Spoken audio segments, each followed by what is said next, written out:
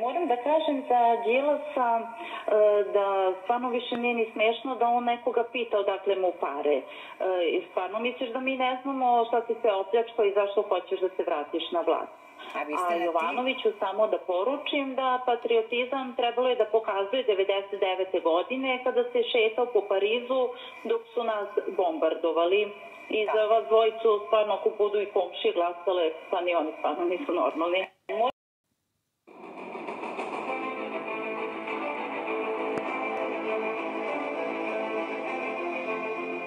Ja jedno samo ne mogu da pričam u kampanji, da ovi odu, da se oni ne vrate. Nešto ono što puno volim gospodina Đilasa. Ja sam njemu bio opozicija i mi 90% tema ćemo imati najveći teorijski praktičan sukob. I to nije problem.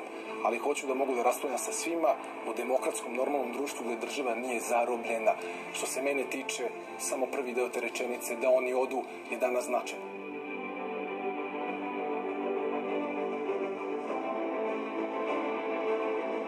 Građani Srebrenice ili tamo koji su bili okupljeni, odvajani na muške i ženske. Dakle, tu je ta genocidna namera u suštini.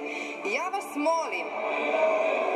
vas molim da uzmete u obzir ovaj predlog, da otvorimo raspravu na ovu temu, da se suočimo sa prošlošću i sa zločinima i sa genocidom koji je počinjen u naše ime.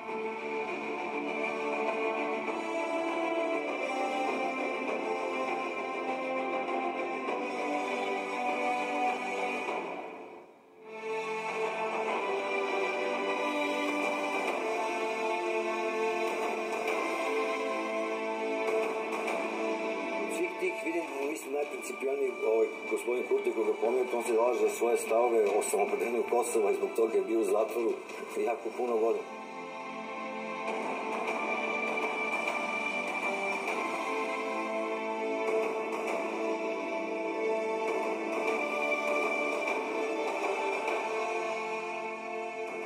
Da bi vaša stranka podržala uvođenje sankcija Rusiji. Mi ćemo svakako podržati taj put usaglašavanja Srbije sa spoljnom politikom Evropske unije.